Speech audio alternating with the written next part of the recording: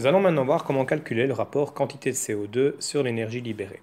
C'est quoi ce rapport? On pourrait se dire, mais à quoi ça sert? Donc, c'est calculer la quantité de CO2, donc le nombre de moles de CO2, sur l'énergie libérée, sur Q.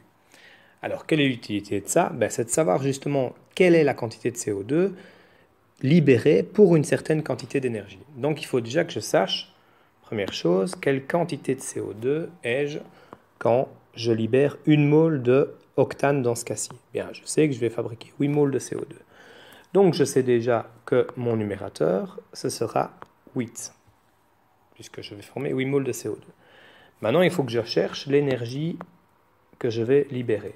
Ce qu'on vous dit dans l'énoncé, c'est que, voilà, 47,8 mégajoules, donc ça c'est la quantité d'énergie libérée pour 1 kg d'octane. C'est donné dans votre énoncé, dans votre cours.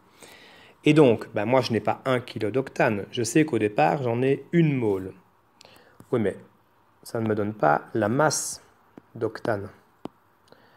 Une mole d'octane, je sais via la masse molaire que c'est 114 grammes, c'est-à-dire 0,114 kg. Donc je vais chercher la quantité d'énergie pour 0,114 kg. C'est une règle de 3. J'obtiens 5,45 mégajoules pour 114 grammes d'octane. J'ai donc bien ma quantité d'énergie libérée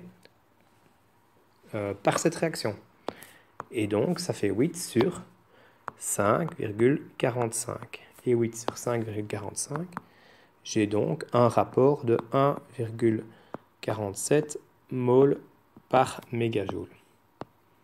Que signifie ce nombre? Ça veut dire que pour 1 mégajoule libéré, je vais produire 1,47 mol de CO2. C'était bien ce qu'on cherchait à calculer.